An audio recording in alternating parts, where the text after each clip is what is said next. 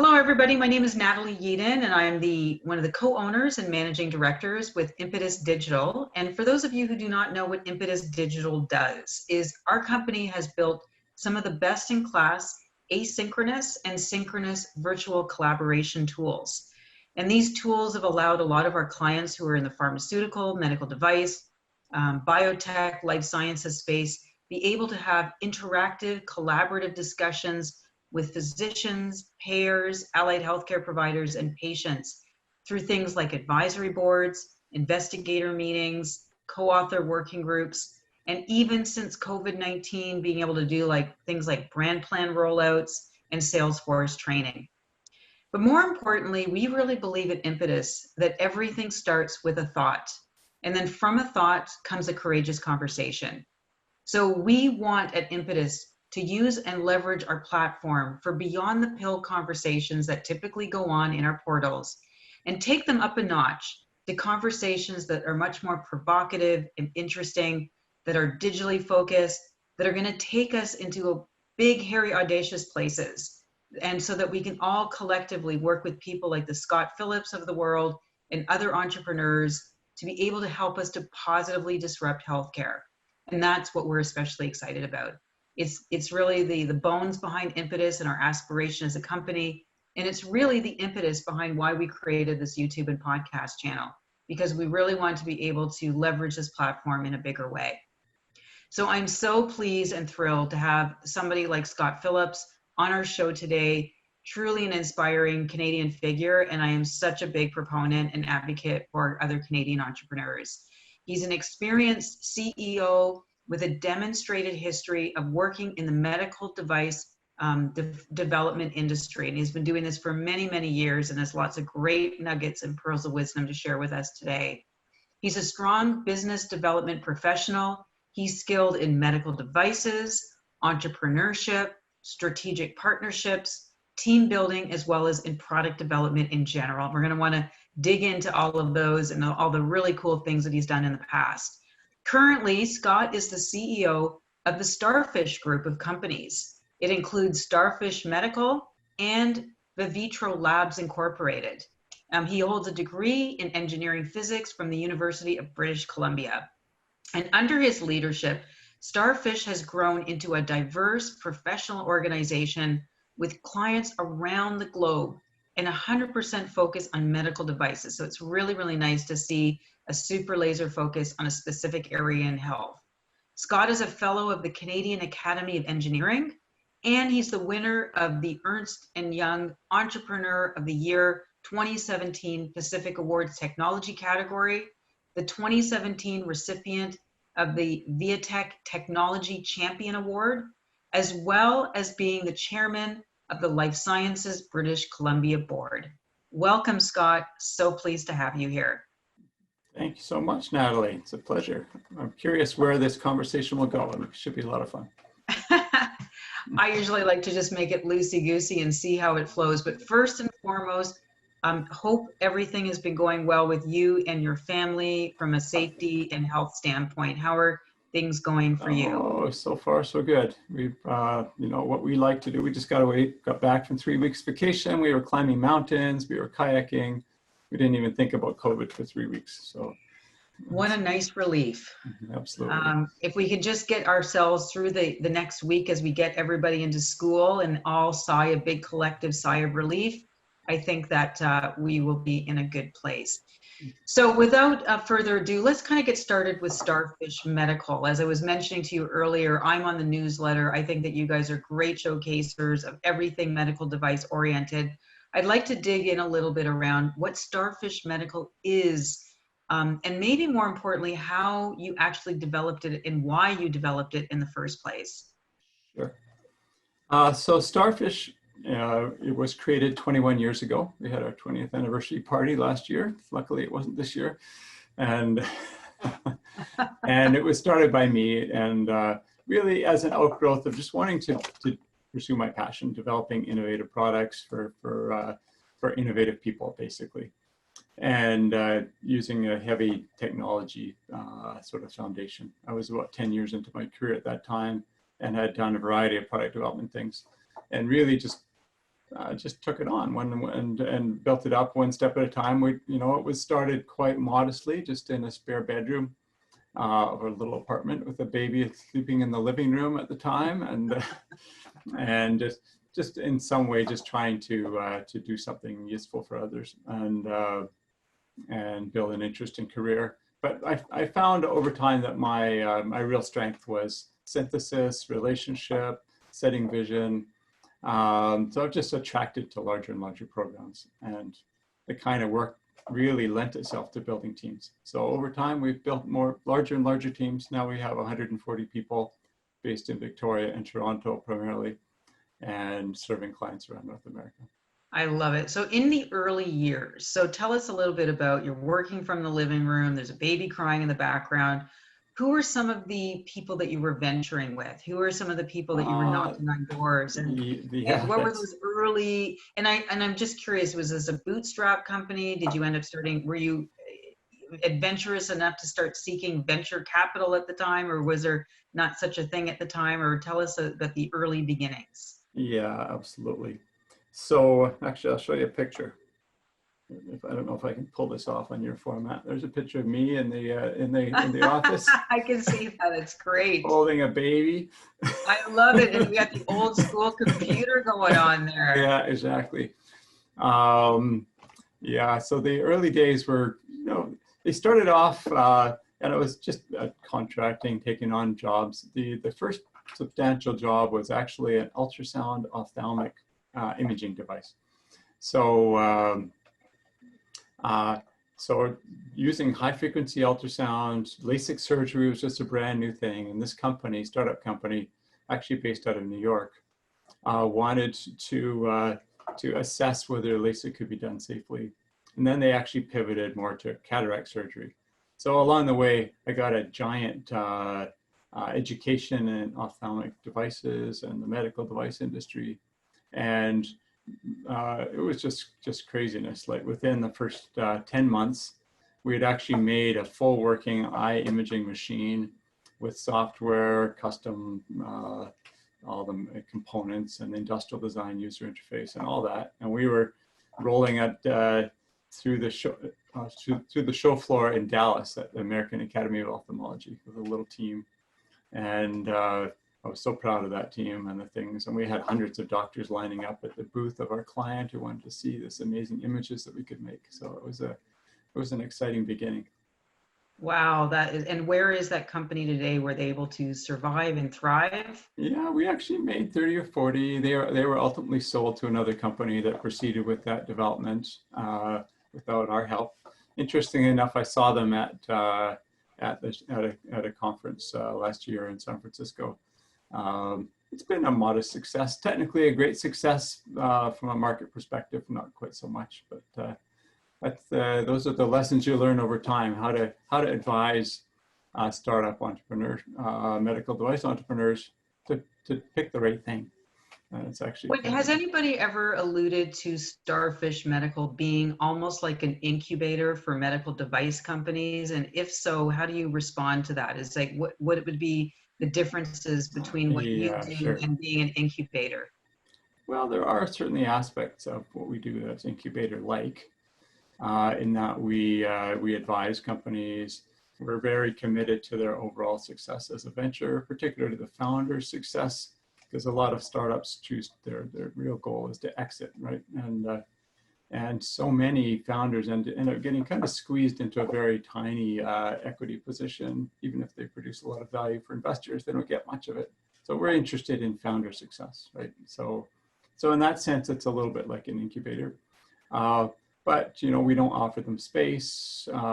We don't have sort of formal programs. We don't have executives in residence or the sort of things that you might see in a more formal incubator. But we're happy to work with other incubators and just support from the product definition, product development, prototyping, all the things you need to be valuable. And maybe later I can talk a little bit about sort of the philosophy of how to be incrementally valuable.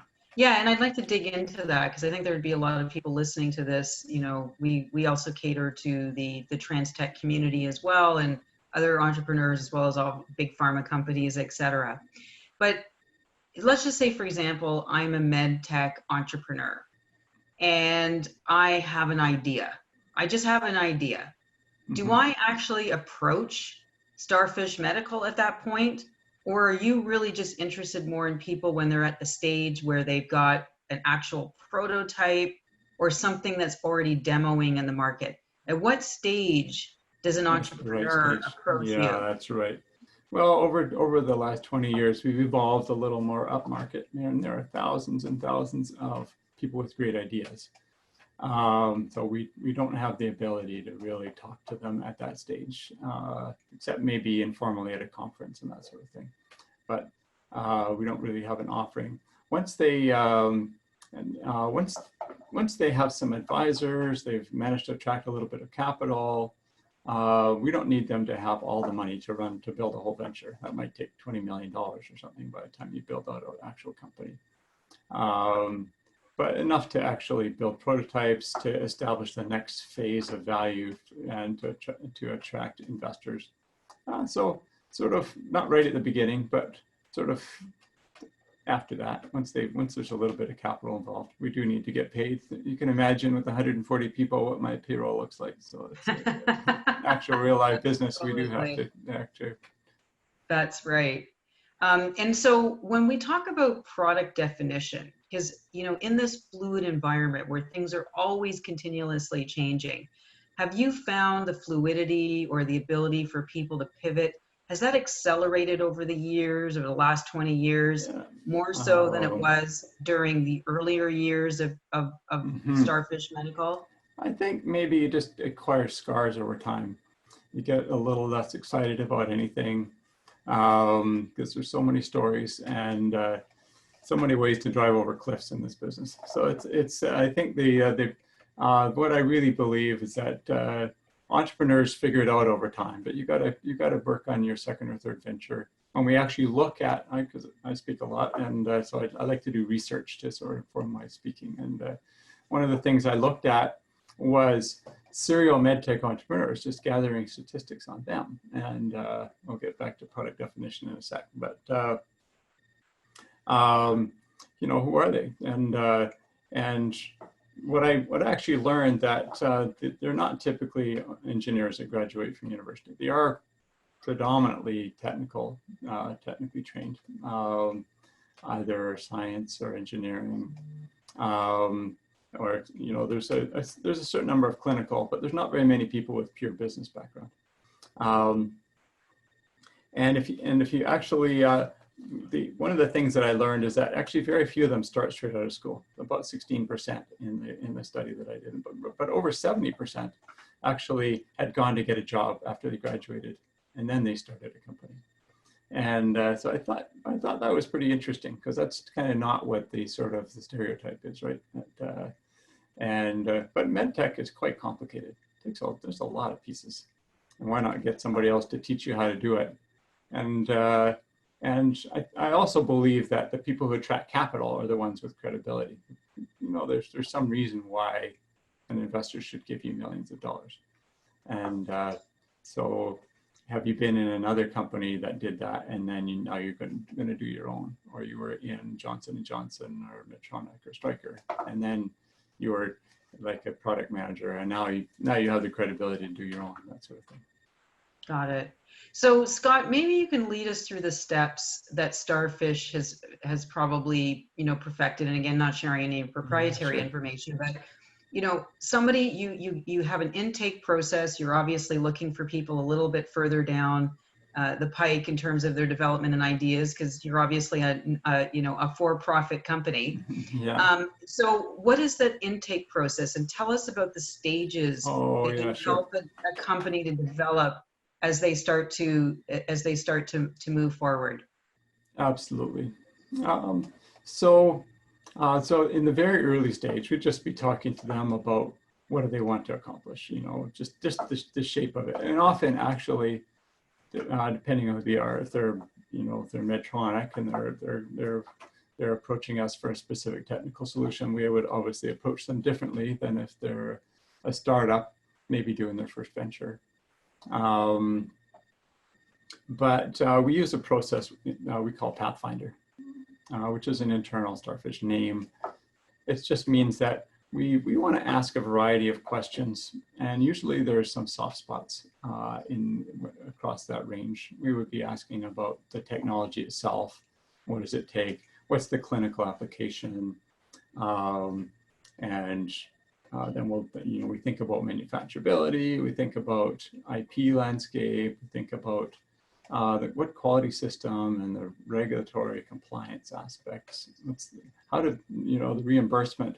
How does somebody get paid? So and there's a variety of other things, but clinical, just understanding the clinical workflow. There's so many things. There may be that there's a in medtech. There's a few places where people deceive themselves. Typical patterns where somebody says, "I've invented a thing to make knee surgery go better, or to make the knee surgery more durable, so you don't have to have a new one." And what's interesting is that something that's better for the system is not necessarily better for the patient, the doctor, or better for the buyer of how that service gets delivered, right? And you're a market professional, so you would understand these segmentation. And it's kind of a complicated, semi-communistic market that we all live in. That all the prices are all set, right? They're called reimbursements, and so insurance companies and governments will only pay a certain amount for each thing, whatever it is. If it's a knee surgery, or it's an eye exam, or delivering a baby, whatever, there's kind of just standard fee codes for all these things. And often something with a broader benefit, you have to really understand, how does the buyer benefit? Because people are not going to spend extra money and spend extra time in the operating room or whatever if the reimbursement is the same. It's kind of maybe a sad truth of medtech, that you have to be very clever with understanding the buyer incentives in order to actually line things up. So actually designing the right venture with the right value proposition, even though we're product developers, we're very interested in designing things that will be successful, so our clients can be successful. So that's the beginning part. It's just asking some of those broader questions, and often there's some value to our potential clients just from undertaking those kind of conversations, and often transformational. I'll give you an example. We had a company that approached us was to do a type of dental surgery. They wanted to do dental surgery with robots for crowns. And so we looked at this idea from this dentist, and we were kind of horrified. It's like, oh my gosh.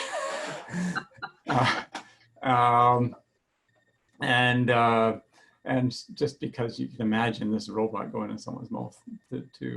Interestingly enough, there was an exit of a dental drilling machine that just exited this week using a robotic approach. But so we spoke to the dentist, very successful entrepreneur, but not in the device space, and said, we like the idea of automated surgery on teeth, but we don't like robots going in people's mouths. So if you'd like to pursue this, then we'd recommend a different approach, much less scary, much less, and also something we believe we can push through the regulators. And so the entrepreneur thanked us and went away, and he came back about 6 months later. He says, "Okay, well, I've talked to 6 companies, and I got including yourselves, and I got 5 proposals for building robots, and you're the only one that told me that we shouldn't build a robot. So I want to work with you." So I'd say, that's hilarious. So maybe that's an indication of, if you actually focused on the client success, you actually act differently than if you're focused on what can you sell them. Yeah, I love it. You've pulled out so many cool nuggets there, and obviously anybody going into this space would obviously really benefit with working with StarFish Medical, and especially since the fact that you said the majority of these people don't have a business background. They've actually been the subject matter expert working in the field, and then suddenly had this big aha eureka moment, and they approach you with these ideas, hopefully a little bit more down the pipe than just an idea, but yeah. You get the saying. So in your travels over the last 20 years, you've mentioned the various different milestones and touch points through the process of development, everything from regulatory and market access and then manufacturing. Maybe we can actually just go through each of those components. So around the regulatory piece, through Health Canada and all of the vim and rigor around real world evidence and, you know, clinical studies and, you know, how does this apply around medical devices? And more specifically, I'm curious, pre-COVID versus post-COVID, you know, have you seen, you know, what are some of the big hangups and issues and obstacles that you are helping your clients overcome at the regulatory level? Yeah, so regulatory strategy is huge, right? So it's not just Health Canada, it's FDA, it's the European, it's called the CE mark to sell in Europe, and various, you know, Japan has their own, and China has their own, and etc. And usually anybody who's developing anything wants to sell it to the world. You would never develop a product just for a local market in the medical device space. Regulatory is also very important because usually the regulatory loop where the application kind of comes at the end of development. You've scaled up your company, you're ready to launch it into the market, you're kind of at your max burn and max dilution from as a founder. And then you send in this thing to the regulator, and then you sit on your hands and wait for them to get back to you.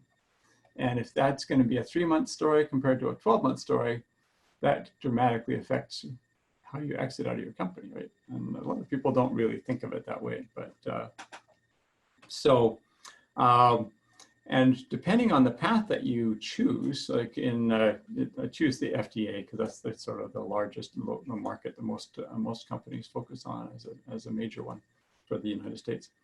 You know, there's, you know, different risk classes. It's a little bit different than pharma in that way. I know you have a pharma background. And devices are somewhat different than pharma, but, you know, there are a lot of similarities in regulatory. So a lot of devices would fall in medium risk class 2 device. That's what's called the 510K path. And you can ask the regulator to tell you, you know, whether they approve of your plan, but you shouldn't go ask the regulator, how many patients should I do in my clinical trial? Because they'll give you a conservative answer, and that could have dramatic implications for your company's, you know, feasibility, right? So, you know, there's this bit of a delicate dance you got to do. And then there's all of these quality system standards you have to meet, right? In our world, it's called ISO 13485 would be the typical standard, and very similar to what the FDA requires as well. You got to get certified to it. Then there's all these guidance documents, hundreds of them. And you sure don't want to miss it with those ones. Because if the regulators have actually thought through your type of device, like a gas delivery system or a surgical ablation system, or, you know, the chances are they may have written a guidance specifically around that. And if you miss that, and then you get all the way to the regulatory submission, you realize that, oh my gosh, look at all this stuff I just discovered I should have been doing all along. So it's you know, I don't want to over glamorize it or over complexify it. That's kind of what the regulatory agency or regulatory companies try to do, make everything seem scary. It's all very, very straightforward in some way, but it's still, there's a few bits and pieces to it. It requires time and commitment, and obviously, you know, an understanding to kind of navigate. So that's what you bring to the table. Yeah. So let's just say that once you kind of go through and navigate through that regulatory process, let's just say that that's only the beginning, because now you have to start navigating a whole set of other processes around reimbursement and market access and delivery to basically the world. Tell us a little bit about some of the snafus, obstacles, challenges that you help these companies navigate through on that component of things. Yeah, that's it. So we like to proceed on a broad front. We like to make something that will be successful. We like our clients to go talk to 100 companies or not 100 companies, 100 doctors, 100 nurses, 100 ambulance attendants, whoever the target user of their thing is. Really understand their their, what are the clinical problems and what will get people to change, and you basically have to keep talking to people until the story comes back all the same. And almost inevitably in that comes a market segmentation. You start to realize that, like that dental one I was telling you about, that one actually has proceeded, and I just use that as an example. So they went to talk to a lot of dentists about, would you buy one of these systems? And they learned a bunch of things. And they learned that, well, of course, you got the dental market itself. There's hundreds of thousands of dentists, but some of them are big corporate chains. Some of them are new dentists just starting out. Some of them are boutique dentists. Some of them are rural dentists. And each of them has a different value proposition. And which are the ones that actually you want to sell to? Because your product is not really going to be a match for all of them, right? And I know I'm preaching to the choir. That's it with you, and you may ask why we would start asking why we would drive marketing type things, but really we got to know what to design, and usually we find that the market value proposition is somewhat general when it starts, and in fact, once people get into it, they always just discover that there's actually more specific segmentation, and they're going to go for a specific clinical indication, and they're going to have a specific subsection of the market they're going to focus on first. And if they can know that helps us a lot. And often we can inform those discussions, because those trade-offs of say what the cost of goods would be, or what the margin for the consumable would be, and whatever, may affect the configuration, may affect the questions that they go to ask that market, right? So there's this fun little interplay that we like to do. And really, it's not a solution until it's actually a whole solution. I would even go so far as to say, not only you have to understand how you're going to get to market and who you're going to sell to, but ultimately, what are the dynamics of your exit market? How does this fit the portfolio of the companies that you actually have in mind to sell to? And because that's what I think the really successful serial entrepreneurs figure out. They play that game through a couple of times, and then they don't even start a venture until they can tick boxes in all the major areas, all the way down to selling the company.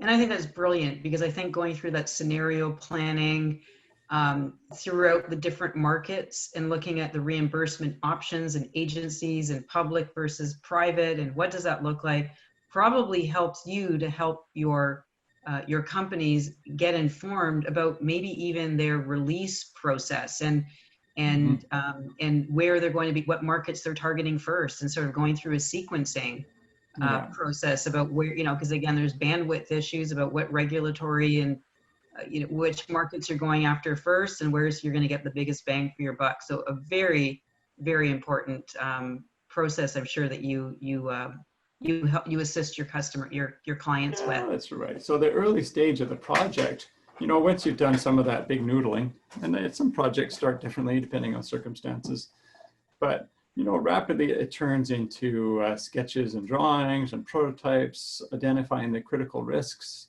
How do you create value very, very financially efficiently, right? They're valued at $2 million today, say, or whatever number, 10 million,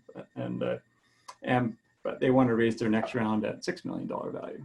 And in order to do that, they've got to have regulatory clarity. They've got to have ruled out this critical risk that the technology might not work, or that they couldn't get these usable components at the right tolerances or something. And we'll really enunciate those risks and then knock them out so that they can raise capital at the right value. And then we have another plan for what we're going to do so they can raise money at 15 million and then at 30 million. And so that they can just only incrementally dilute themselves. And that will dramatically affect their outcome, right? And that's something that obviously entrepreneurs think about, but in the services business like us, people think about it less. Absolutely. So I really love the fact about the de-risking and the various ways and methodologies. And one of them probably also has to do with the scalability around the manufacturing. Absolutely. And so I'd love to learn a little bit more about how StarFish counsels, coaches their clients on the whole manufacturing piece of things. Yeah, that's a really interesting question. So we tend to, you know, when we're working with companies like Philips and Medtronic, they don't really hire us to manufacture. They've already got a giant manufacturing infrastructure. But the startup companies, they really need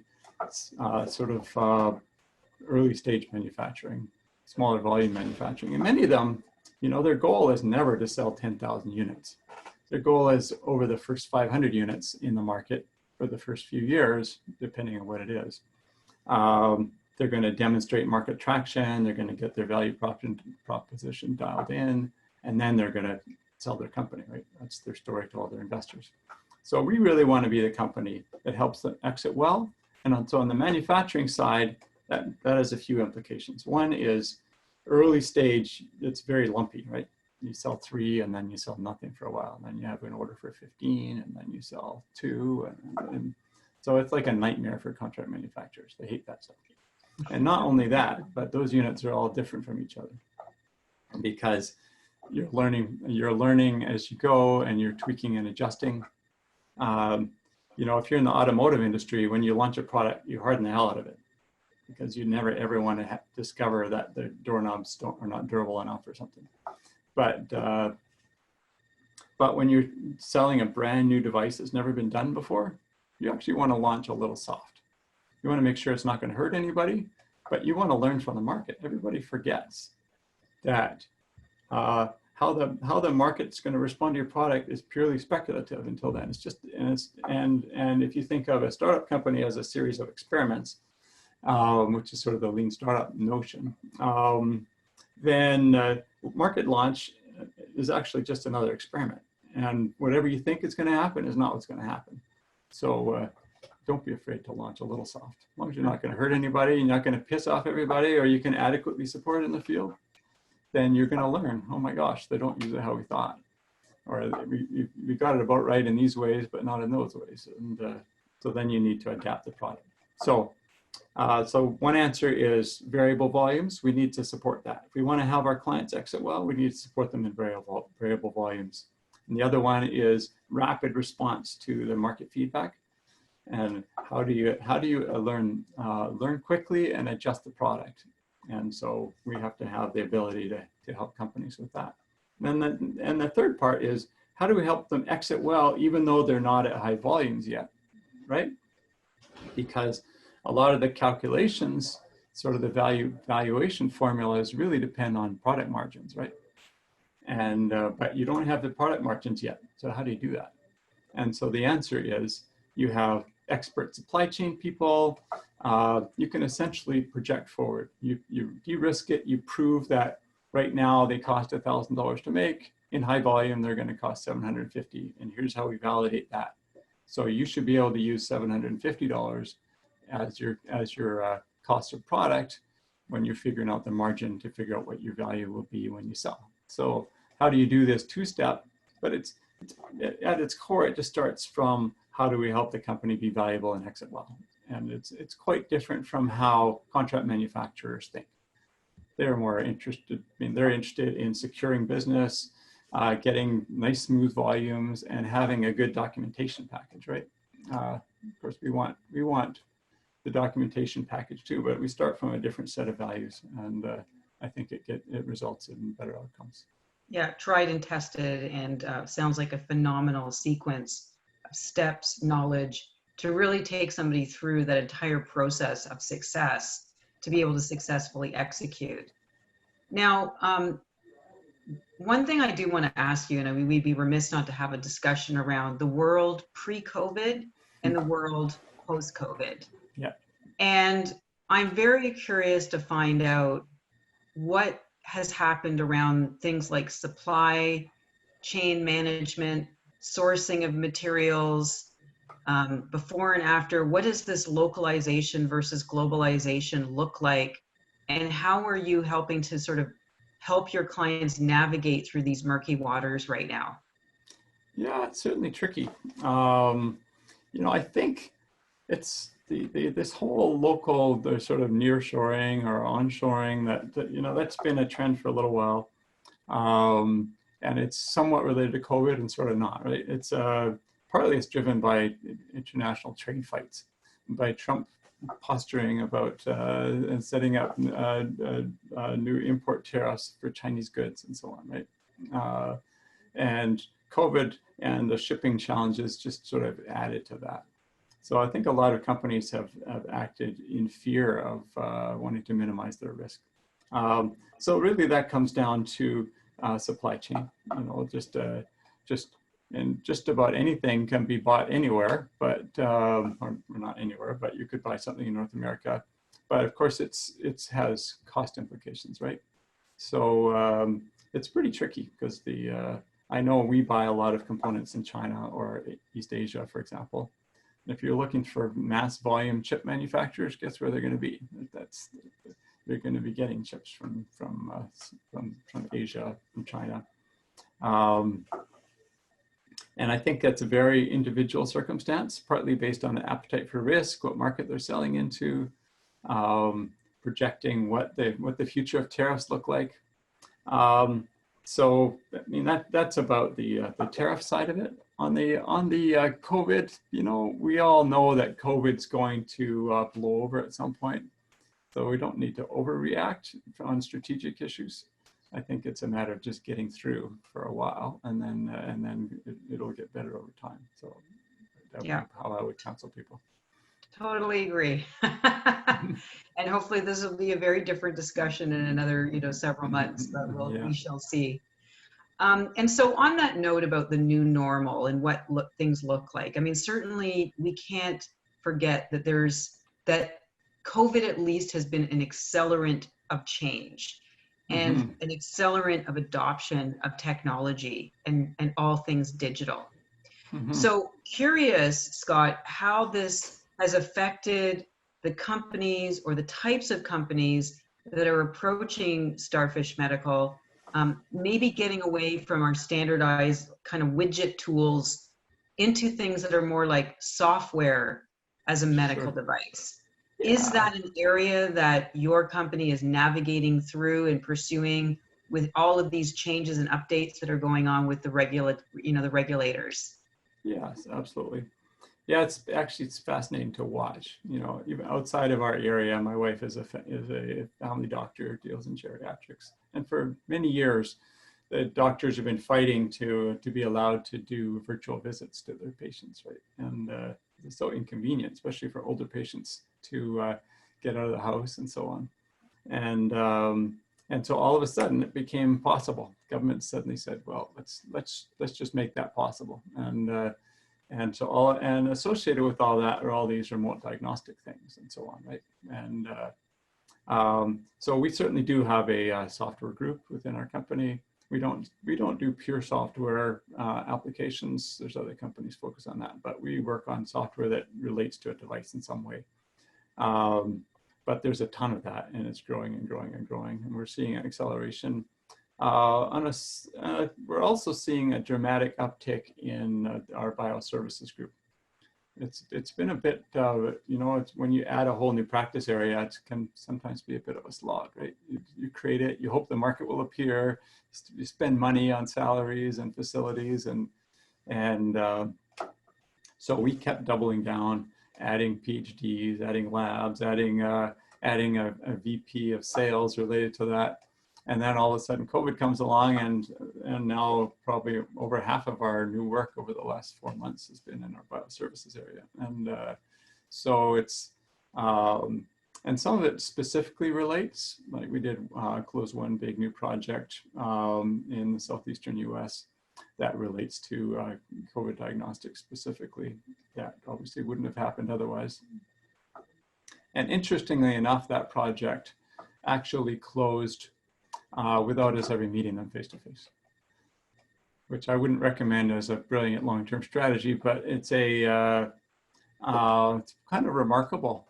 That never would have happened pre-COVID, that we could actually have a brand new multi-million-dollar client that was risking the future of their company on us, and they picked us without ever meeting us face-to-face. Wow. It's very, very interesting. Yeah. Yeah, and I'm just kind of, you brought up so many things that were interesting, especially the telehealth. And I love how you said what was absolutely impossible is now possible, just like at the flick of a switch, which just blows your mind really about what else is there.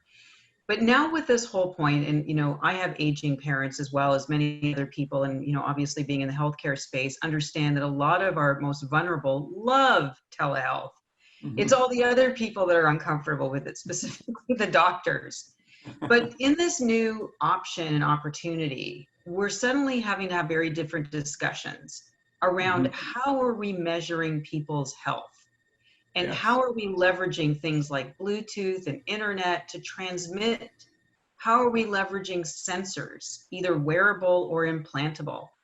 And then Mm-hmm. the other piece to all of this is, how are we helping patients really participate in clinical studies, Mm-hmm. globalizing these, and being able to either in a passive or in an input way, be able to transmit health data?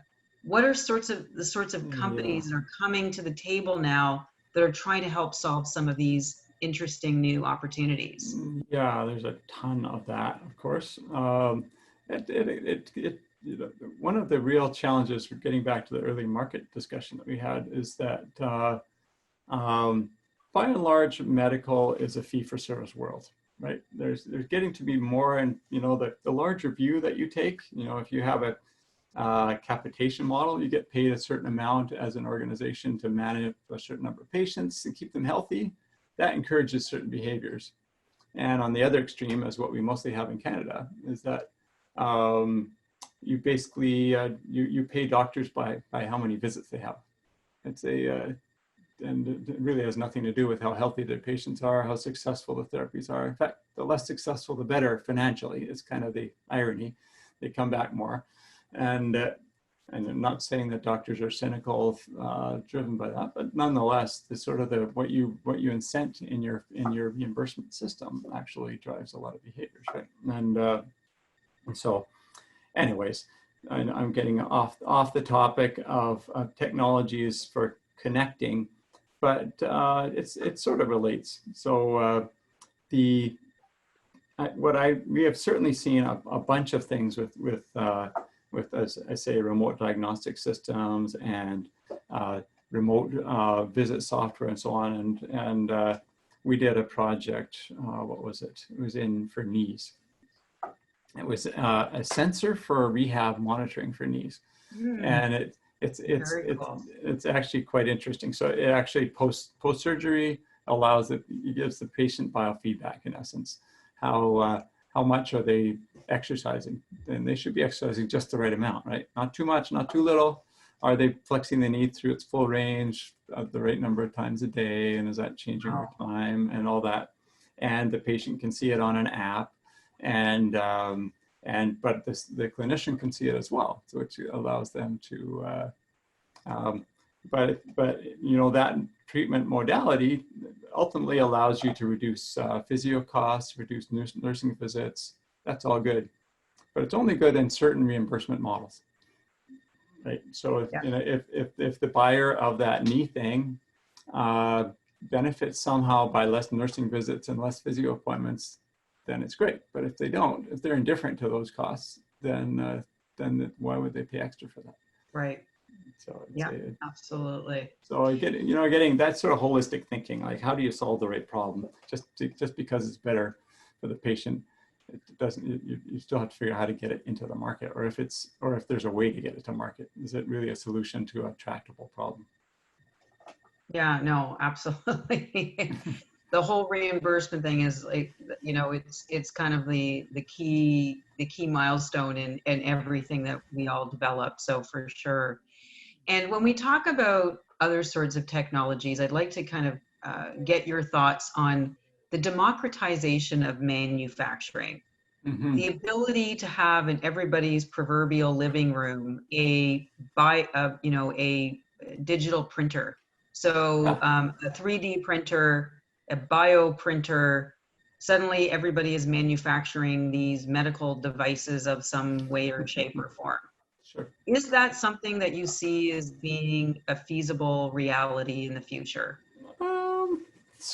I have mixed feelings about that. There's more and more money being poured into 3D printing, and it's getting better and better. The idea that we're all going to make car parts and fix our coffee machines and make new pizzas for our lawnmowers in our basements, I don't really buy that. That's what people actually don't understand is that everything is engineered to within an inch of its life. And there's a lot of complicated things. I've got on my desk here a little 3-ring binder. It's got little these little tabs. You click them open and close. It does what it does.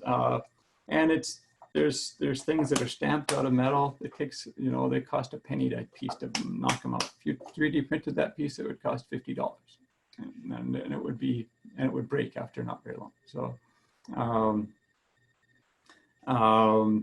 And there's surface tolerances, and there's lots of complicated things that we're optimizing for as we're engineering things. So the idea that you can just generically print them, I'm skeptical. What range of things? What will you actually be making? And I'm thinking more in the medical space as on the topic of medical devices, people creating their own orthotics and creating their own orthotics company, and then bioprinting tissues for organ transplant. Yeah, that's pretty. That's a whole other world. So bioprinting tissues is actually, so what you actually bioprint when you print tissues typically is there's variations on this. One of them is you actually print a scaffold, and then you introduce cells to it, and then you put it from the patient themselves, and then you put it into a bioreactor under very specific nutrient and pressure and temperature conditions and pulsatility and flows, and then you manage it for a few months, and then you give it back to the patient. That hasn't actually happened yet, but I think it will. But it's certainly not something you're doing in your bathroom.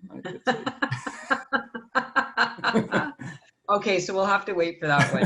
It's an interesting topic. Yes.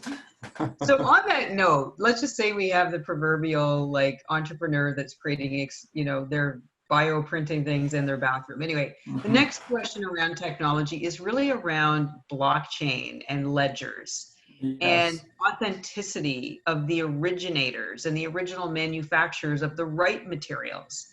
Is this becoming a greater part of your practice and your counseling and coaching around how to ensure that there's safety in the supply chain and that there's a clear pathway? I would say, by and large, blockchain has been a big disappointment. It's a broader, it's bigger than blockchain, but it's all these sort of ledger systems, distributed ledger, I guess you might call it more broadly. Even financially, there's an industry, there's hundreds of companies doing it. I'm sure that there's things that affect us every day that somewhere in the stack, there's a distributed ledger system that providing that. But the sort of integrity of supply chain is actually not that hot a topic in medtech innovation. We're mostly just trying to create a brand new thing nobody's ever done before and prove that it works. I think the people that are selling 10 million of something every year, and then it creates incentives for counterfeit makers to come along with, they're more interested in that. So the guys who make coffee pods and whatever, they care a lot more about counterfeiting than us in the innovation side. Or the latest, I think, is cardboard boxes, but that's for another story. I haven't heard that one. Yeah, that's apparently the new hot commodity is cardboard. Counterfeiting cardboard. or trying to get in the market, that becomes the next thing. Right. But so that actually sounds really, really interesting. And so I was also just curious, now that we're just finishing the topic around COVID-19, is how has StarFish Medical interceded on the whole PPE discussion? Have you helped accelerate production there? Well, so actually, the one thing that we did, there's so many aspects of COVID. I don't know if you followed the story, but within probably in March of this year, we were actually contacted by somebody in the Ontario organization called, what are they called? NGen. there's this supercluster in advanced manufacturing, and asked if we would be interested in looking at a ventilator technology, because at the time there was this giant scramble for ventilators. And we immediately, through their support, found a group in Winnipeg that actually had a world-leading technology in ventilators that had been demonstrated commercially. And then just started working on it because it was a super intense time. So we focused more there than on the PPEs. And actually about a month after that, we'd already spent probably a couple $100,000 just trying to see what would happen if somebody needed to do something.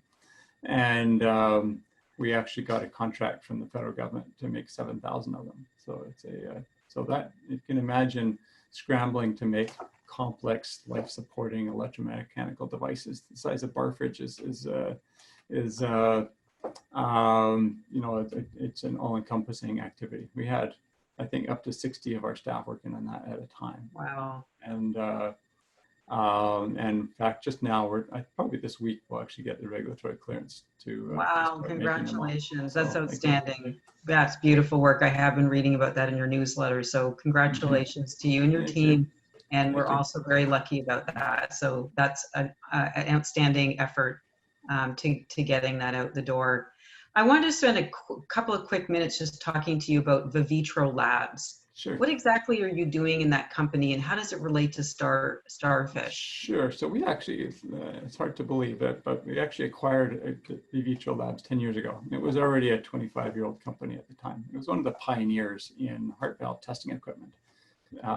Went for that really supported the early development of the whole industry of artificial or prosthetic heart valves. And so since that time, we've developed it. Last year, we went and bought a French company that also has a lab, so we could have a more worldwide support for companies around the world. So we sell in about 30 or 40 countries. We have sales representation in all over the world. And this year, actually, the CEO of that French company moved to Victoria with his family, and now he's the president of that whole group. And so we're shifting the company from being a sort of a vendor of specific equipment modules to actually broadening to selling solutions to cardiovascular companies, even outside of valves. And it's going really well so far. So I'm super excited. I am so happy, by the way, to hear, Scott, that Toronto is not the center of the universe and that all things don't have to happen here or close to Mars. I'm thrilled to see that there's a Silicon Valley also occurring in Vancouver with some great technologies. What are you most excited about with the LifeSciences BC group and as your role as the chair of the board of directors? Yeah, I think in Canada generally we have, Toronto and Vancouver are the major clusters right now, or maybe if you include sort of Southwest Ontario as well. And it's really a question of critical mass. So that's really what we're about on the LSBC. How do you develop critical mass of domestic companies that are building success in? And you got to have not only the core technology pieces. You got to have marketing expertise. You got to have sales expertise. You got to have financial expertise and capital raising expertise. All the things. And so that's what I think we're writ large, that's what we're most focused on. That's a whole other conversation. What we're doing specifically, we're doing many, many different things to support the industry. And under COVID, as an organization like many that typically holds a lot of events, we've had to adapt a lot. Fantastic, so inspiring, Scott. You got your hands in a lot of really interesting enterprises. So excited about the successes that you're going to continue to help pursue some of your clients' work, and the really neat things that we're going to hear are going to be evolving through your company's council. So happy to have you here. I think we're at the top of the hour, so we're going to close this today. So for those of you who are interested, we will be leaving links to access Scott and/or his company if anybody is interested in connecting, learning more, or finding out how you can work with StarFish Medical. And for those of you who are interested in having some of these courageous conversations, having these discussions that are going beyond the everyday, just talking about your brand or your pill or your medical device, and wanting to bring different players in to find out Do you have a market? What's your market definition? What's all of this look like? We can actually do all of that through the Impetus Insight platform through our asynchronous and synchronous virtual collaboration tools. Come and knock on our door and have a chat with us and let us know if you would like to learn more. So thank you, Scott, for the brilliant work that you're doing and all that you do and are contributing. Thank you to our audience who are listening today, and wishing everybody a wonderful day ahead. Great. Thanks so much.